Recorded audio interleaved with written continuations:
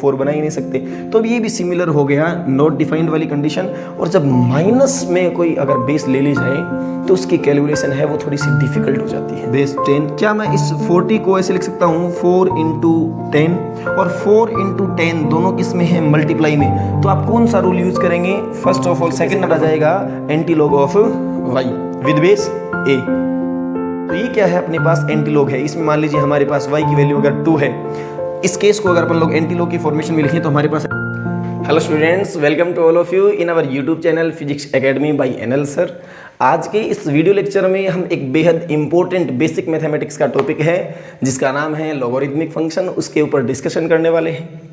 आज के इस वीडियो लेक्चर में हम ये जानेंगे कि आखिरकार हम लोगों को लॉगरिथमिक फंक्शन क्यों पढ़ना है, लॉगरिथमिक फंक्शंस की क्या क्या प्रॉपर्टीज़ हैं, इसके ग्राफ्स कैसे ड्रॉ किए जाते हैं, और एंटीलॉग क्या होता है, और उसके बाद में अपन लोग बहुत ही इंपॉर्टेंट और अच्छे न्यूमेरिकल्स के ऊपर भी डिस्कशन करने वाले हैं।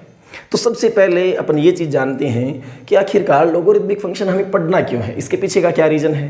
तो देखो, पुराने टाइम में कैलकुलेशंस को ईजिली करने के लिए, उस टाइम पर देखो ना तो आज की तरह कैलकुलेटर थे, ना कंप्यूटर्स थे, ना ही आपकी फ़ोन थे, तो उस टाइम पर भी कैलकुलेशंस तो बहुत हार्ड रहती होगी।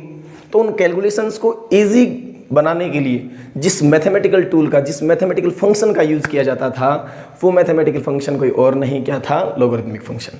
अब किस प्रकार से ये मैथमेटिकल कैलकुलेशंस को इजी करता है ये तो अपन पूरी इस वीडियो लेक्चर में यही समझने वाले हैं।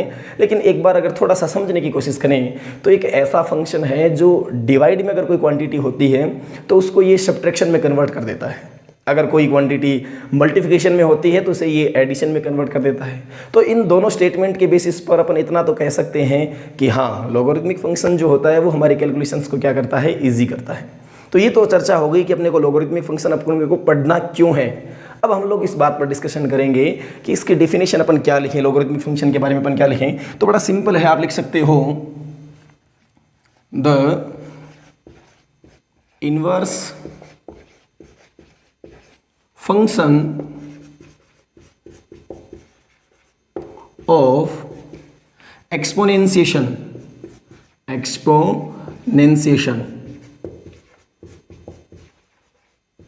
is called logarithm। जो एक्सपोनेंशियल फंक्शन होते हैं उनका इनवर्स फंक्शन क्या होता है, लॉगरिथमिक फंक्शन। इसके बारे में एक और इंपॉर्टेंट लाइन अपन लोग लिख सकते हैं, logarithm works to simplify mathematical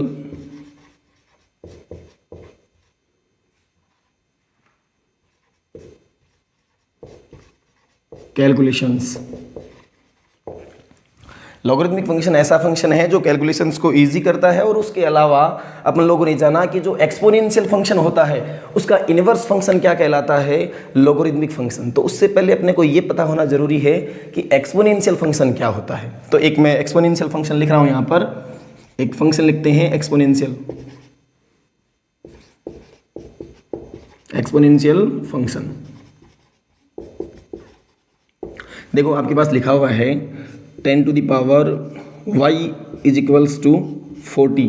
तो ये 10 टू द पावर y जो लिखा हुआ है वो क्या है, एक एक्सपोनेंशियल फंक्शन है, और इसमें ये जो y है इसे हम कहते हैं एक्सपोनेंट, और जो 10 है वो इसकी क्या है, बेस। ये एक रियल नंबर है।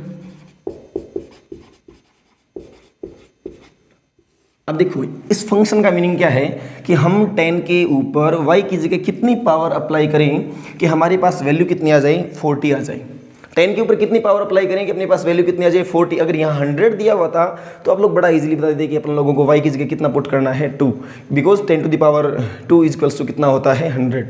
लेकिन यहाँ अगर 40 दे दिया तो y की जो वैल्यू है वो कैलकुलेट करना थोड़ा सा डिफिकल्ट हो जाता है। और इसी टाइम के लिए, इसी चीज़ को ईजी करने के लिए एक मैथमेटिकल टूल डिफाइन किया गया जो क्या था, लॉगरिथमिक फंक्शन। तो इसी चीज को लॉगरिथमिक फंक्शन के रूप में कैसे लिखते हैं वो देखते हैं। लॉगरिथमिक फंक्शन की टर्म में अपन कैसे लिखें, तो वो आप लिख सकते हो y is equals to log of 40 और यहाँ इसके नीचे लगता है विद बेस 10। यहाँ से जो y की वैल्यू आएगी वही y की वैल्यू यहाँ से आएगी। तो फिर अपन ने इसको डिफाइन क्यों किया है? रीज़न कि यहाँ से y की वैल्यू कैलकुलेट करना थोड़ा सा डिफिकल्ट है और यहाँ से y की वैल्यू कैलकुलेट करना ईजी है। ईजी कैसे है, अपन कुछ न्यूमेरिकल्स की हेल्प से इसको अच्छे से समझेंगे। उससे पहले अपन कुछ बातों के बारे में जान लेते हैं। यहाँ से इस मैथमेटिकल फंक्शन को देखने से तो ऐसा लग रहा है कि ये दोनों बिल्कुल अलग अलग है, तो इनमें y की वैल्यू जो है वो सेम कैसे हो सकती है।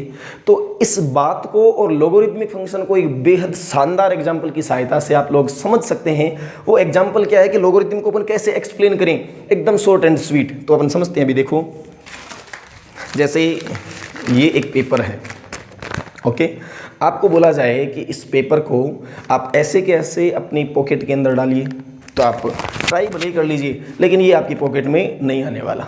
इसी टाइम पर अगर मैं इसको बड़ा ही इजीली इस तरह से फोल्ड करूं और अपनी पॉकेट के अंदर डालूं, तो क्या ये इजीली मेरी पॉकेट के अंदर आया या नहीं आया? अच्छा, अपन ने इसको पॉकेट में फोल्ड करके डाला, तो इसकी वजह से क्या इसके ऊपर कुछ भी आपने जो लिख रखा था वो चेंज हुआ क्या? नहीं हुआ। इसकी जो ओरिजिनल शेप थी उसमें कोई चेंजमेंट हुआ क्या? नहीं हुआ। बस हुआ तो क्या हुआ, इसको कैरी करना थोड़ा सा इजी हुआ। तो ऐसा ही मैथमेटिकल टूल्स के अंदर है। इसकी आपको फॉर्मेशन बिल्कुल अलग लग रही है, लेकिन वही की वह चीज़ है, मतलब यही वैल्यू इससे आपको मिलने वाली है। बस हो क्या जाएगा, कैलकुलेशंस थोड़ी ईजी हो जाएगी। अब अपन लोग एक स्टैंडर्ड एक्सपोनेंशियल फंक्शन लेते हैं और उसके बाद में लोगरिथम को अच्छे से समझते हैं। उसके बाद में अपन देखेंगे कि इस लोगरिथमिक फंक्शन की प्रॉपर्टीज़ क्या क्या है। तो पहले अपन समझते हैं लोगरिथमिक फंक्शन को। तो एक मैं स्टैंडर्ड एक्सपोनेंशियल फंक्शन लिख रहा हूँ, a⁴y is equals to x। अगर मुझे इसको लोगरिथमिक फंक्शन के रूप में लिखना है तो मैं कैसे लिखूँगा, y is equals to log of x with base a। आपको अगर इसे रीड करना है तो आप कैसे लिखोगे, log of x with base A. ये इसको रीड करने का तरीका है, आप इसे इस टाइप से रीड करेंगे। अब अपन लोग किस बात को समझेंगे, देखो यहाँ जो x होता है इसे हम कहते हैं इनपुट, या आप इसे आर्ग्यूमेंट भी कहते हैं। तो है क्या, ये लोगरिथमिक फंक्शन है और यहाँ आप लोग डिफरेंट वैल्यूज़ को पुट करेंगे, तो उसके रिलेटिवली ये लोगरिथमिक फंक्शन उसके ऊपर वर्क करके आपको आउटपुट में क्या देगा वो अपन लोग फाइंड आउट करेंगे। तो अपन सबसे पहले दो वर्ड में डिफाइन कर रहा हूं आपको, एक तो है डोमेन और दूसरा है रेंज। इस बात को समझते हैं कि इन वर्ड्स का मीनिंग क्या है। तो डोमेन का तो मतलब ये है कि आप इस इनपुट की जगह कौन कौन सी वैल्यूज को पुट कर सकते हैं, और इस रेंज का मीनिंग ये है कि उस इनपुट की वैल्यू के रिलेटिवली आपको y की क्या क्या वैल्यूज मिलने वाली है। यानी हमारा जो लोगरिथमिक फंक्शन है वो उस वैल्यू को किस तरह से ऑपरेट करके हमें क्या क्या वैल्यूज प्रोवाइड करेगा, वो क्या है आपकी रेंज है। उसके अलावा हम डिस्कस करेंगे कि जो बेस लगा हुआ है इसकी भी क्या क्या वैल्यूज हो सकती है। तो एक बार इसकी जो सारी वैल्यूज है उनको अगर मैं लिखूं तो x को हम क्या कहते हैं, आर्ग्यूमेंट, या इसे समझने के लिए हम लोग क्या कह सकते हैं, इनपुट, और y को हम क्या कहेंगे, एक रियल नंबर है वैसे तो ये, या फिर रियल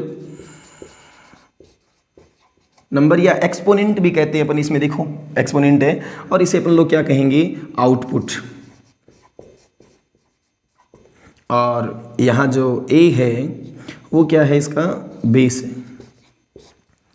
अपना टारगेट ये है कि x की वैल्यूज़ क्या क्या हो सकती है, मतलब डोमेन की वैल्यू फाइंड आउट करना, उसके रिलेटिवली y की वैल्यूज़ क्या क्या हो सकती है, रेंज डिफाइन करना, और बेस की जगह अपन कौन कौन से वैल्यूज़ ले सकते हैं। इस बात को समझने के लिए हम कुछ एग्जांपल्स लेते हैं।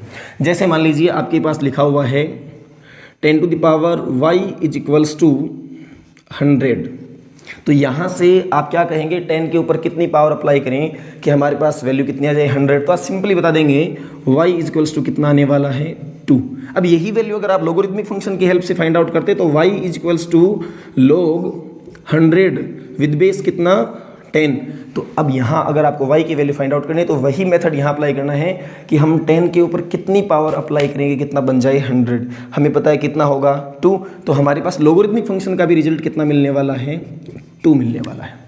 अब मैं कुछ वैल्यूज़ आपको लिख करके दे रहा हूँ, आप वीडियो को पॉज करना और उनको फाइंड आउट करना, देखिए आपको क्या मिलता है, उसके बाद अपन खुद इसको डिस्कस करेंगे। जैसे फर्स्ट ऑफ ऑल मैं लिख रहा हूँ y इज इक्वल्स टू, या फिर मैं डायरेक्ट ऐसे लिख देता हूँ, आप इसके बराबर में वैल्यू लिख देना इसकी, log ऑफ 8 विद बेस 2, इसकी वैल्यू कितनी होगी, फिर log ऑफ 9 विद बेस 3, इसकी वैल्यू कितनी होगी। अगला मैंने लिख दिया log ऑफ, यहाँ अपन लिख देते हैं 1 विद बेस 2, इसकी वैल्यू क्या होगी। उसके बाद में अपन ने लिख दिया log ऑफ, बेस को अपन 2 रखते हैं और यहाँ हमने लिख दिया 1/2, इसकी वैल्यू कितनी होगी, ये डिफाइन कीजिए। या फिर अगली बार मैं ऐसे लिख देता हूँ log with base half, base कितनी है हाफ, और यहाँ मैंने लिख दिया मान लीजिए 4, इसकी वैल्यू कितनी होगी। अगला मैंने एक और लिख दिया कि log बेस की वैल्यू हमने यहाँ पर मान लीजिए 2 पुट कर दी है और यहाँ मैंने कितना पुट कर दिया 0, तो वैल्यू कितने आने वाली है, अपन ने लिख दिया log और यहाँ लिख दिया -4 और बेस में कितना लिख दिया 2, इसके लिए वैल्यू कितने आने वाली है। और लिखें तो log विद बेस 1 और यहाँ लिख दिया अपन ने 5, इसकी वैल्यू कैलकुलेट कर लो। log बेस में आप 0 ले लीजिए और इसकी वैल्यू में यहाँ 4 ले लीजिए और इसकी वैल्यू कैलकुलेट करो। लास्ट में आप log बेस ले लीजिए, इस बार आप माइनस में 2 और यहाँ कोई वैल्यू ले लीजिए, मान लिया आपने ले लिया 4, इसको डिफाइन कीजिए। इन सब को आप एक बार वीडियो को पॉज करके कोशिश करो खुद से करने की, उसके बाद अपन लोग इनको सॉल्व करते हैं। उम्मीद है आप ऐसा करेंगे। तो अपन देखते हैं सबसे पहले log 8 विद बेस 2, हम 2 के ऊपर कितनी पावर अप्लाई करें कि हमें जो रिजल्ट है वो कितना मिल जाए 8। सिंपल है, 2 की पावर कितनी करनी होगी अपने को 3, तो फर्स्ट वाले का सोल्यूशन कितना मिलने वाला है अपने को 3। फिर उसके बाद में हम 3 के ऊपर कितनी पावर अप्लाई करें कि वैल्यू कितनी बन जाए 9, तो इस कंडीशन में हम लोगों को अप्लाई करना होगा यहाँ पर 2। log जो है वहाँ वैल्यू है 1 और बेस कितना है 2, 2 के ऊपर हम क्या पावर अप्लाई करें कि वैल्यू कितनी बन जाए 1। तो सिंपल सी बात है, आप अगर 2 के ऊपर पावर में 0 पुट कर दें तो 2 की पावर 0 की वैल्यू कितनी हो जाएगी 1, तो यहाँ उत्तर कितना आ जाएगा 0। फिर उसके बाद में हमारे पास में दिया हुआ है कि 2 की पावर आप ऐसे अप्लाई करो कि आपके पास बन जाए 1/2। अब अगर आप 2 की पावर 1 अप्लाई करोगे तो 2 आएगा, 2 अप्लाई करोगे तो 4 आएगा। तो यहाँ अगर मैं 2 की पावर -1 अप्लाई कर दूँ तो 2 की पावर -1 कहाँ चला जाएगा, नीचे, तो बन जाएगा कितना 1/2। इसका मतलब ये हुआ कि मुझे यहाँ कितनी वैल्यू पुट करनी पड़ेगी -1। फिर उसके बाद में आपको दे दिया 1/2, हाफ दे दिया। हाफ के ऊपर आप कितनी पावर अप्लाई करेंगे कि 4 बन जाए। मान लीजिए आपने हाफ के ऊपर पावर 2 अप्लाई कर दी, 2 अप्लाई करेंगे तो 1/4 बनेगा, 4 नहीं बनेगा। और उसी टाइम पर अगर आप लोग -2 अप्लाई कर देते हैं तो कितना बन जाएगा 4 बन जाएगा। तो इसका सोल्यूशन कितना आ रहा है -2।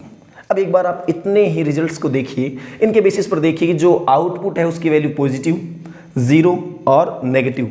इस बेसिस पर हम लोग बोल सकते हैं कि हमारे पास जो आउटपुट या जो रेंज की वैल्यू है वो -इनफाइनाइट से लेकर के +इनफाइनाइट के बीच में कहाँ भी हो सकती है। -इनफाइनाइट से लेकर कहाँ तक, इनफाइनाइट तक, कहीं भी हो सकती है। फिर उसके बाद में अपन लोग और आगे डिफाइन करें तो आप 2 की पावर इतनी अप्लाई करो कि वैल्यू कितनी आ जाए 0।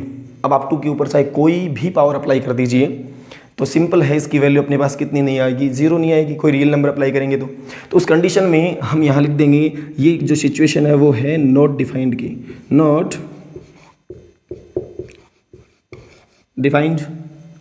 सिमिलरली आप 2 के ऊपर कोई भी पावर अप्लाई करो, आपकी जो वैल्यू है वो -4 नहीं मिलने वाली। तो ये भी कैसा केस है, नॉट डिफाइंड वाला। ठीक है, तो यहाँ से क्या प्रूफ हो गया कि हमारे पास जो x होता है उसकी वैल्यू कभी भी कितनी नहीं हो सकती, 0 नहीं हो सकती। यानी इनपुट की वैल्यू जो है वो कितनी नहीं हो सकती, 0 नहीं हो सकती। फिर उसके बाद में आपने देखा कि जो इनपुट है उसकी वैल्यू नेगेटिव भी नहीं हो सकती। मतलब डेफिनेटली हमारे पास जो भी डिजिट आने वाली है वो 0 से बड़ी आने वाली है और नेगेटिव भी नहीं मिलने वाली है। फिर उसके बाद में अपन लोगों ने देखा कि अगर अपन यहाँ बेस में लिख देते हैं 1 बेस में कितना लिख देते हैं 1, और यहाँ लिख दिया अपने 5। तो आप 1 की पावर चाहे कितनी भी अप्लाई कर दो, कभी भी आपको 5 नहीं मिलने वाला। तो इसका मतलब ये भी कौन सी सिचुएशन हो गई, नॉट डिफाइंड वाली। फिर उसके बाद में लास्ट में आपने देखा कि log ऑफ 4 विद बेस 0। अब 0 के ऊपर आप कितनी पावर अप्लाई कर दो, उससे कभी आप लोग 4 बना ही नहीं सकते। तो अब ये भी सिमिलर हो गया नॉट डिफाइंड वाली कंडीशन। और जब माइनस में कोई अगर बेस ले ली जाए तो उसकी कैलकुलेशन है वो थोड़ी सी डिफिकल्ट हो जाती है, और ना ही ये डिफाइन की कंडीशन है। इसको अपन लोग समझेंगे कि आखिरकार हम लोग नेगेटिव बेस क्यों नहीं लेते हैं। लेकिन उससे पहले एक और बेहतरीन रिजल्ट अपने सामने आ रहा है कि हमारे पास कभी भी जो एक्सपोनेंशियल फंक्शन होते हैं उनके अंदर x की जो वैल्यू है, यानी इनपुट की जो वैल्यू है, वो कभी भी एक नहीं हो सकती है 0 और एक नहीं हो सकती है नेगेटिव। 0 से बड़ी होनी चाहिए और नेगेटिव नहीं होनी चाहिए। तो मैं यहाँ से लिख सकता हूँ कि इसकी जो वैल्यू है वो 0 से इनफाइनाइट के बीच में कुछ भी हो सकती है, लेकिन 0 नहीं हो सकती। अब बात कर लेते हैं एक बार बेस की। बेस की वैल्यू आपने कौन कौन सी देखी कि जिनके लिए हमारे यहाँ जो लोगरिथमिक फंक्शन है वो डिफाइन नहीं है। तो जब बेस की वैल्यू 1 होती है तो लोगरिथमिक फंक्शन डिफाइन नहीं होता है। बेस की वैल्यू 0 होने पर भी लोगरिथमिक फंक्शन डिफाइन नहीं होता है, और बेस की वैल्यू नेगेटिव होने पर भी लोगरिथमिक फंक्शन डिफाइन नहीं होता है। तो इस बेसिस पर देखो, मैं इस लोगरिथमिक फंक्शन को जब राइट कर रहा हूँ तो उसके सामने मैं लिख सकता हूँ कि यहाँ x की जो वैल्यू है वो ऑलवेज ग्रेटर देन क्या होनी चाहिए, 0। और जो a की वैल्यू है वो भी 0 से तो बड़ी होनी चाहिए, लेकिन उसके साथ साथ 1 के इक्वल भी नहीं होनी चाहिए। 0 से 1 के बीच में हो सकती है, हाफ हो सकती है। आप देख सकते हैं बेस की वैल्यू हाफ है, लेकिन 1 नहीं हो सकती है। 1 से बड़ी आप कुछ भी ले सकते हो। अब एक बार थोड़ी सी चर्चा कर लेते हैं कि हम बेस की वैल्यू कभी नेगेटिव क्यों नहीं लेते। इसको एक बार थोड़ा सा अगर अपन ऐसे लिखें समझने के लिए, थोड़ा सा इस प्रकार अपन कर सकते हैं। थोड़ा जैसे अपने पास लिखा हुआ है log ऑफ, बेस में लिख दिया अपन लोगों ने -2, और यहाँ हमारे पास जो वैल्यू है वो है x, और यहाँ अपना जो सोल्यूशन आ रहा है वो आ रहा है 1/2। एक लोगरिथमिक फंक्शन है, इसकी बेस -2 है, x दिया हुआ है और सामने वैल्यू कितनी है 1/2। अगर मैं इसको एक्सपोनेंशियल फंक्शन के रूप में लिखूं तो मेरे पास क्या आएगा, देखो एक्सपोनेंशियल फंक्शन कैसे लिखा जाता है, log बेस 10, ये 40 है, ये y है। y कहाँ होता है, पावर में। y कहाँ होता है, पावर में। तो हाफ किस में जाएगा, पावर में। ये बेस है तो -2 की जो पावर है वो आ जाएगी हाफ, और इक्वल में आपको क्या मिलने वाला है, x। यानी मेरे पास जो x की वैल्यू आई वो आई √-2, और ये एक इमेजिनरी क्वांटिटी बन जाती है। इसलिए अपन कहते हैं कि नेगेटिव बेस भी डिफाइन नहीं है। तो यहाँ से अपन क्या कह सकते हैं कि लोगरिथमिक फंक्शन जो है उसको लिखा जाता है y = log of x with base a। x की वैल्यू ग्रेटर देन 0 होनी चाहिए, a की value also greater than 0 but not equal to 1। और उसके अलावा चर्चा करें, इसकी डोमेन 0 to इनफाइनाइट के बीच में कुछ भी हो सकता है, और जो रेंज है वो -इनफाइनाइट से लेकर के इनफाइनाइट तक हो सकता है। उसके बाद अगर अपन थोड़ी सी चर्चा करें तो अपन ऐसा तो नहीं कह सकते कि लोगरिथमिक फंक्शन 2 टाइप्स होते हैं, लेकिन बेसिकली जो लोगरिथमिक फंक्शन हम यूज करते हैं उनके लिए 2 स्टेटमेंट है। देखो, फर्स्ट स्टेटमेंट होता है the logarithmic function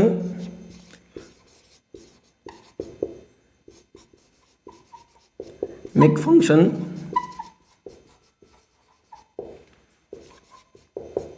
with base e is called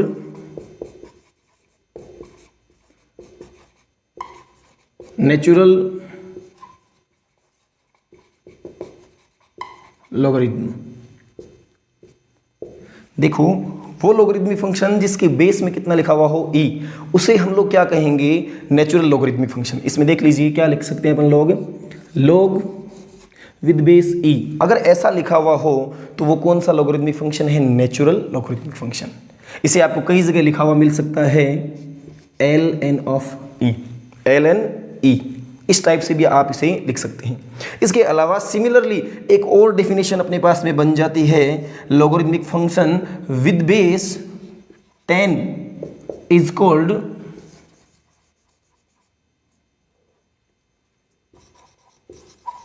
common rhythm. आप कहेंगे कि वो लोगरिथमिक फंक्शन जिसकी बेस में कितना लिखा हुआ हो 10, वो एक कॉमन लोगरिथमिक फंक्शन कहलाता है। तो यानी अपन जहां भी देखेंगे कि log विद बेस 10, इसको हम लोग क्या कहेंगे, कॉमन लोगरिथमिक फंक्शन। और आप जितने मैथमेटिकल क्वेश्चंस करते हैं उनमें सबसे ज़्यादा जो आप यूज़ करते हैं उसमें बेस की वैल्यू आपको e और 10, ये 2 ही मिलने वाली हैं। इसलिए अपन ने इनको अलग से डिफाइन किया है। बाकी लोगरिथमिक फंक्शन की जो बेस है वो कुछ भी हो सकती है, कोई भी वैल्यू हो सकती है बेस में, सिवाय 0 से बड़ी और 1 नहीं हो सकती। इसके अलावा कोई भी वैल्यू बेस में हो सकती है, लेकिन दो स्पेसिफिक केस हैं जिसमें बेस ई हो वो नेचुरल लोगरिथमिक फंक्शन, और जिसमें बेस 10 हो वो है आपका कॉमन लोगरिथमिक फंक्शन।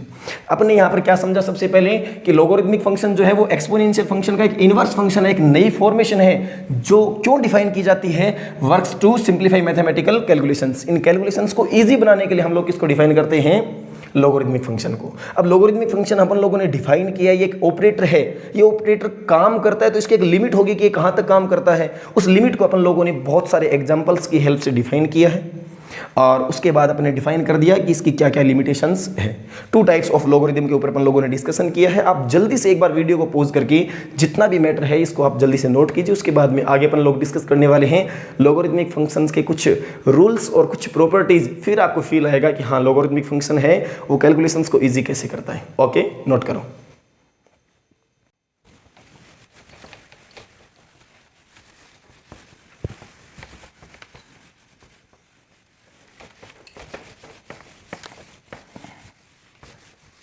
वैसे जल्दी चल पा रहे हैं।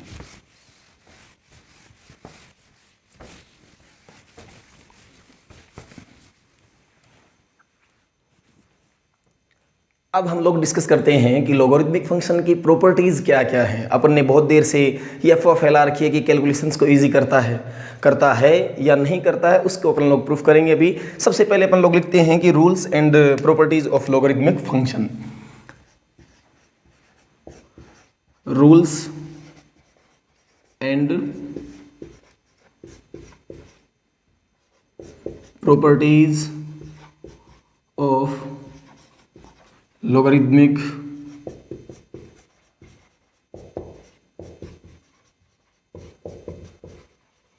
फंक्शंस। लोगरिथमिक फंक्शन के कुछ रूल कहूँ या कुछ फॉर्मूले कहूँ वो आपको थोड़े से रिमेंबर करने होंगे, 1-2 वैल्यूज़ आपको रिमेंबर करनी होगी, उसके बाद आप इसकी बड़ी ही इजीली कैलकुलेशंस को कर पाएंगे। सबसे पहले तो देखो मैं लिख रहा हूँ, जैसे अपन ने कहा था कि ये डिवाइड को किस में कन्वर्ट कर देता है, सब्ट्रैक्शन में। यहाँ मैंने इसकी बेस यूज़ नहीं की है, आपको बेस में जो भी वैल्यू दी हुई हो 2, 4, 10 ई जो भी दिया हुआ हो आप उसको यूज़ कर सकते हो, ठीक है। तो यहाँ से आपको मिलने वाला है formula log m minus log n। उसके बाद में अगर दिया हुआ हो log m इंटू n तो आप इसे लिख सकते हो log m plus log n। अगर हमें दे दिया जाए log और यहाँ x की पावर अगर n दे दिया जाए तो आप उसे लिख सकते हैं n log ऑफ x। उसके अलावा अगर हमें log की बेस और log के अंदर जो इनपुट है उन दोनों की वैल्यू अगर कहीं भी सिमिलर मिल जाए, सेम मिल जाए, तो उसकी वैल्यू हमें कितनी कर देनी है, 1। तो ये तो कुछ बेसिक फॉर्मूले हैं, एक आधे फॉर्मूले और हैं, उनको अपन लोग डिस्कस कर लेंगे, न्यूमेरिकल्स में दे देंगे, कोई दिक्कत नहीं है। और कुछ वैल्यूज़ आपको अगर रिमेंबर रखनी है तो वो रखनी है, देखो मैक्सिमम यूज होने वाली वैल्यूज़ बताऊँगा आपको। तो log विद बेस e 2 की वैल्यू कितनी होती है, एक तो ये दिमाग में रख लेना, एक log विद बेस e और वैल्यू किसकी, 3 की। इसकी जो वैल्यू होती है वो होती है 0.6931 और इसकी वैल्यू होती है 1.0986, ठीक है। उसके अलावा ये तो हो गई देखो बेस e की बात। अगर चर्चा कर लें कि जो बेस e है वो क्या है, तो एक इरेशनल नंबर है, जैसे पाई डिफाइन है वैसे इसकी वैल्यू भी होती है, इरेशनल नंबर है तो इसकी वैल्यू होती है e इक्वल्स टू 2.718 और ऐसे ऐसे आगे चलता रहता है, एक इरेशनल नंबर है। अगर अपन चर्चा करें दूसरा रिमेंबर रखने के लिए इम्पोर्टेंट है तो आपके पास log ऑफ 2 विद बेस 10 की जो वैल्यू होती है वो होती है 0.3010 और log ऑफ 3 विद बेस 10 इसकी वैल्यू आप देख लीजिए होती है 0.4771। उसके अलावा कुछ कैलकुलेशंस में अपने सामने ऐसी सिचुएशन आएगी कि हमें जो बेस e होता है इसको कन्वर्ट करना होगा 10 में, और जो बेस 10 होती है इसे कन्वर्ट करना होगा बेस e में। वो कैसे करें, तो जैसे अपन लोग लिखते हैं ना कि अगर मीटर को सेंटीमीटर में कन्वर्ट करना है तो 100 से मल्टीप्लाई कर दिया, ठीक वैसे ही अगर log की बेस अपने को e दी हुई हो और उसे 10 बेस में कन्वर्ट करना हो तो आप मल्टीप्लाई कर दीजिए 2.303 और ये किस में कन्वर्ट हो गया, log विद बेस 10। और अगर इसके अलावा हमें दे दिया जाए log बेस में 10, तो इसको अगर ई में कन्वर्ट करना है तो 0.4343 log, और ये बेस किस में कन्वर्ट हो गया, ई में। ओके, अब देखो ये जो चीज़ें मैंने आपको रिमेंबर करने के लिए कहा है, टोटल 5-7 है, इनका यूज क्या है और लोगरिथमिक फंक्शन जो है वो कैलकुलेशंस को इजी कैसे करता है, उसके ऊपर डिस्कशन करें। तो सबसे पहले अपन एक एग्जांपल लिया था कि यदि हमारे पास 10 to the power y equals to 40 दिया हुआ हो, तो उस कंडीशन में y की वैल्यू कितनी है, इसे हम लोगरिथमिक फंक्शन से कैसे फाइंड आउट करेंगे। आपने लिख दिया y equals to log of 40 with base 10। आप इसे अगर आगे सोल्व करना चाहते हैं तो अपन इसे लिख सकते हैं y equals to log base 10। क्या मैं इस 40 को ऐसे लिख सकता हूँ 4 इंटू 10, और 4 इंटू 10 दोनों किस में है, मल्टीप्लाई में। तो आप कौन सा रूल यूज़ करेंगे, first of all second number पर देखिए, इसको नंबरिंग कर लेते हैं, फर्स्ट, सेकंड, थर्ड, फोर्थ। तो सेकंड वाला है जो मल्टीप्लाई को किस में कन्वर्ट करता है, एडिशन में। तो अपन यहाँ से लिख सकते हैं y equals to log base 10 4 plus log base 10 और 10। अब यहाँ तो देखिए आप लोग, बेस और जो हमारा इनपुट है वो दोनों सिमिलर है, तो उस कंडीशन में वैल्यू कितनी बन जाती है, 1। तो अपन इसको लिख सकते हैं y equals to log base 10, और उसके अलावा हम इस 4 को ऐसे भी तो लिख सकते हैं 2 to the power 2 plus value कितनी आ गई, 1। अगर इसको आगे सोल्व करें अपन तो अपने पास में क्या आएगा, y इक्वल्स टू, आप यहाँ प्रॉपर्टी यूज़ करो, सॉरी थर्ड नंबर वाली, log x पावर कितनी है, n, यहाँ पावर कितनी है, 2। तो ये जो n है वो कहाँ आ जाता है, आगे मल्टीप्लाई में। तो अपन इसको लिख सकते हैं 2 log 2 विद बेस 10 प्लस 1। अब इजी हो जाएगा इसको सोल्व करना, 2 इंटू log 2 विद बेस 10 की वैल्यू कितनी होती है, 0.3010, 0.3010 प्लस 1। यहाँ से अगर 2 से मल्टीप्लाई कर दें तो बन जाएगा 0206 पॉइंट और प्लस में 1। तो y की वैल्यू अपने पास आ जाने वाली है 1.6020 तक। तो ये वैल्यू अपन लोगों ने लोगरिथमिक फंक्शन की हेल्प से तो डिफाइन कर ली, लेकिन यही अगर आपको यहाँ से बोल दिया जाए कि यहाँ से डिफाइन करो, तो में भी आपकी कैलकुलेशन है वो बहुत ज़्यादा डिफ़िकल्ट हो जाएगी। अब अगर अपन और कुछ देखें क्वेश्चंस जिनकी हेल्प से ये कॉन्सेप्ट अपना क्लियर हो सके, तो इसके लिए अपन लोग एक और एग्जांपल लेते हैं। जैसे अपन ने ले लिया, मान लीजिए log विद बेस e, और यहाँ अपने पास लिखा हुआ मिल गया मान लीजिए 20। ओके, इसकी वैल्यू फाइंड आउट करो। तो इसके लिए अपन लोगों ने इसको कन्वर्ट किया log विद बेस e, और इसको मैं 20 को लिख सकता हूँ 2 इंटू 10 की फॉर्मेशन में। यहाँ से मैं इसे लिख सकता हूँ m इंटू n वाला फॉर्मूला यूज़ करूँगा, तो मेरे पास क्या आ जाएगा, log m plus log n। अब आप एक चीज़ देखो इसमें कि ये वाली वैल्यू तो हमारे पास डायरेक्ट मिल जाएगी 0.6931, और ये वाली वैल्यू log बेस e, और यहाँ कितना है 10। अगर यहाँ नीचे बेस में भी कितना होता 10, तो शायद ये कैलकुलेशंस इजी हो जाती है अपने लिए। तो अपन क्या करते हैं, बेस e को किस में कन्वर्ट कर लेते हैं, बेस 10 में। कैसे होगा कन्वर्ट, 2.3030 से मल्टीप्लाई करेंगे तब। अपन लोगों ने लिख दिया, इसकी वैल्यू लिख देते हैं सबसे पहले। तो log बेस e 2 की वैल्यू हमें पता है 0.6931 प्लस इसको मैंने मल्टीप्लाई कर दिया 2.303, और ये बन गया log विद बेस 10, और ये वैल्यू 10। इसकी वैल्यू कितनी आ जाएगी, 1। तो 1 से मल्टीप्लाई करोगे तो 2.303 बन जाएगा। अगर बात करें इन दोनों को ऐड करने की, तो हमारे पास वैल्यू क्या आ जाएगी, इसकी जगह अपन यहाँ 3030 मान लें और यहाँ 1 कर लें। तो सबसे पहले 1 और 0 1, 3 and 3 कितना हो जाएगा 6, 0 और 9 कितना हो जाएगा 9, फिर 6 और 3 कितना हो जाएगा 9, और 2 का 2। तो हमारे पास जो वैल्यू आ गई y की यहाँ से, वो कितने आई 2.9961। इसमें आप लोगों ने यूज़ कर लिया कि हम लोग किस तरह से इस फंक्शन का यूज़ करते हैं, या फिर ई बेस को 10 बेस में कन्वर्ट क्यों करना होता है। एक और अपन अगर समझने की कोशिश करें तो और एक एग्जांपल लेते हैं हम। जैसे मान लीजिए लिखा हुआ है y is equals to log with base 10 4/3। इसको सोल्व कैसे करें, तो इसके लिए हमारे पास सिंपल है, डिवाइड के लिए भी अपन लोगों ने फॉर्मूला सीखा है m/n वाला, वो फर्स्ट वाली प्रॉपर्टी यूज करेंगे तो हमारे पास क्या आ जाएगा, log ऑफ बेस 10 इसका हो जाएगा m minus log of base 10 और ये हो जाएगा 3। यहाँ से अगर अपन देखें तो 4 जो है उसको हम लोग लिख सकते हैं log बेस 10 और इसकी पावर कितनी हो जाएगी 2 to the power 2 minus log of 3 with base 10 की वैल्यू अपन लोग जानते हैं 0.4771। यहाँ से अपन लोग लिख सकते हैं इसको, देखो 2 log बेस में 10 और ये कितना हो जाएगा 2। ये जो पावर थी उसको हम लोग कहाँ लेकर आगे कौन सी प्रॉपर्टी से, थर्ड वाली प्रॉपर्टी से। तो यहाँ से अपन लिख देते हैं 0.4771 और हम जानते हैं log बेस 10 और 2 की वैल्यू जो होती है वो होती है 30.3010।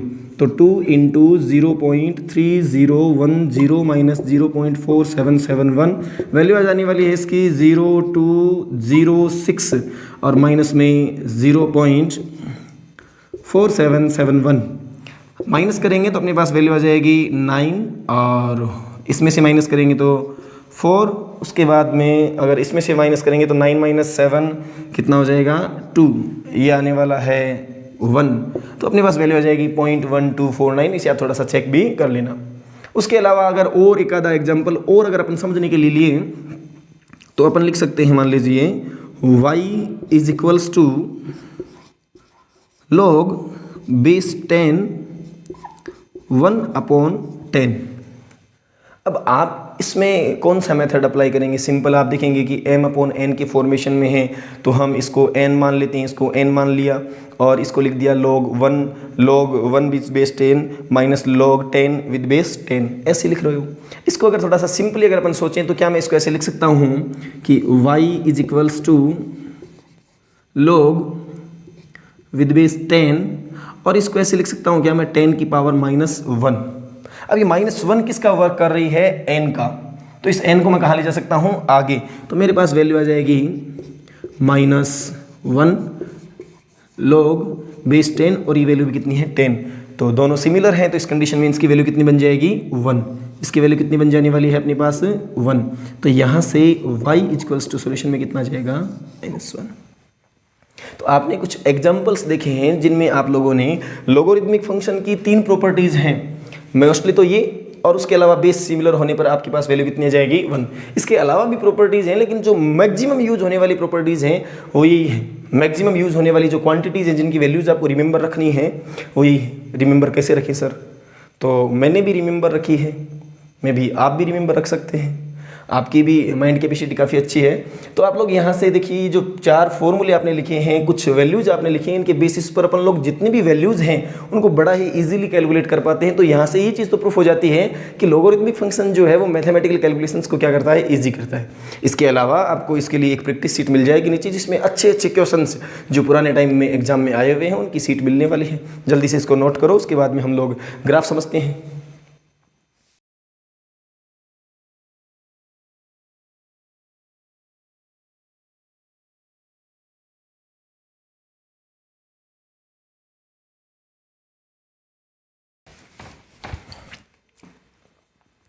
अब हम लोग करेंगे डिस्कशन लोगरिथमिक फंक्शंस के ग्राफ के ऊपर।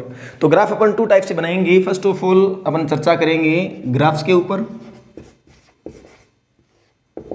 ग्राफ आपके पास एक एक्सपोनेंशियल फंक्शन है a to the power y is equals to x। इसका लोगरिथमिक फंक्शन में अगर अपन इसको कन्वर्ट करें तो आ जाएगा y is equals to log of x with base a। अब देखो आपके पास 2 टाइप के ग्राफ्स कौन कौन से आने वाले हैं। पहला वो जिसमें बेस की जो वैल्यू है वो 1 से क्या हो, ग्रेटर देन। इस सिचुएशन में हमारे पास जो ग्राफ आएगा ये मान लीजिए y है और इस तरफ अपन ने क्या ले लिया x, इस तरफ नेगेटिव x, इस तरफ नेगेटिव y। तो इसका जो ग्राफ आएगा वो ग्राफ आप लोगों को कुछ इस टाइप का मिलेगा। क्यों मिलता है, इसके लिए आप जल्दी से कॉपी पेन उठाइए और कोई भी बेस की वैल्यू 1 से बड़ी लीजिए और चेक कीजिए कि क्यों आता है, फिर अपन चर्चा करेंगे। सेकंड अपन लोग जो ग्राफ बनाने वाले हैं उसमें बेस की जो वैल्यू है वो हम लेंगे लेस देन टू 1। इसके लिए जो ग्राफ हमारे पास आएगा वो ग्राफ आएगा कुछ इस टाइप का। अब आप चेक करो कि दोनों ग्राफ आते हैं या नहीं आते हैं, बाकी अपन समझ लेते हैं एक बार। मान लीजिए अपन ने ले लिया बेस की जगह a इक्वल्स टू ले लिया अपन ने 2। एक लोगरिथमिक फंक्शन डिफाइन करते हैं y equals to log of x with base 2। अगर मैं इसको एक्सपोनेंशियल फंक्शन के फॉर्मेशन में लिखूं तो मैं इसे कैसे लिखूंगा, 2 to the power y equals to x, या ऐसे लिख देते हैं x equals to 2 to the power y। मैं फर्स्ट ऑफ ऑल क्या कर लेता हूं, इसमें देखिए एक छोटा सा चार्ट बनाते हैं अपन।